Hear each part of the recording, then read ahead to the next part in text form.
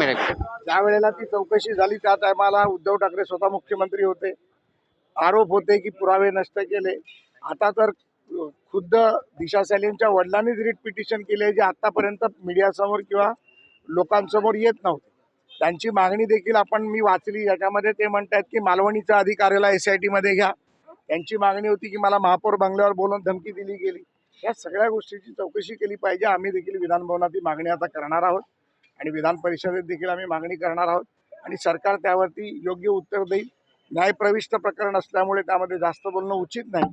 न्यायालय योग्य न्याय देईल, न्यायदेवता नक्की न्याय देईल असं मला वाटतं। पण सत्ताधारी पक्षाचे आमदार आहेत संजय गायकवाड, ते म्हणतात या आधी तपास यंत्रणेने तपास केला त्यात काही सापडलं नव्हतं, आदित्य ठाकरेंसंदर्भात काही सापडणार नाही असं शिवसेनेचेच आमदार बोलतात। संजय गायकवाड काय बोलले मला माहित नाही।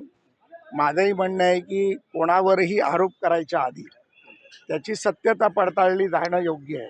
कारण त्या लोकांनी जसे आरोप केले तसे आम्ही आरोप करत नाही, परंतु निश्चितपणे त्यामध्ये जे कोण आरोपी दोषी होते, आता तर सालियननी जे तिचे वडील आहेत त्यांनीच नावं कोर्टाला दिली आहेत। त्याच्यामुळे ते कोर्ट काय म्हणतं याचा निकाल येणाऱ्या 2-3 दिवसात कळेल। नजरकैदेत ठेवलं होतं, दबाव होता, सरकार संरक्षण देणार आहे का सालियन कुटुंबाला? त्या बाबतीत आता सरकार निवेदन विधान परिषदेत विधानसभेत करेल। आता सरकार कसं काय काढू शकतं? त्यांचे वडील स्वतः कोर्टात गेले जे आतापर्यंत 2020 पासून कुठेही पुढे यायला तयार नव्हते, जे दबावात होते। ह्याच्यामध्ये सरकारचा हात येतोच कुठे? राऊत असं म्हणतात की आता कोणता तरी दबाव आहे का त्यांच्यावर? सुनता राऊत काय बोलतो त्यावर मला काय बोलायचं नाही। मिटकरी बोलतायत की एकंदरीत औरंगजेबचं जे प्रकरण होतं त्यावरती संघाने कुठेतरी भाजपचे कान टोचल्यामुळे आता बगल देण्यासाठी दिशा सलीम प्रकरण काढलं। नाही, काही याच्यामध्ये काही तथ्य नाही आहे। औरंगजेबाची खबरी काढणार, निश्चितपणे काढली पाहिजे, आमची मागणी आहे। त्यामध्ये आम्ही कुठेही आम्ही वेगळ्या पद्धतीत विचार करत नाही आहोत, परंतु प्रत्येक गोष्टीचा एक वेळ असते।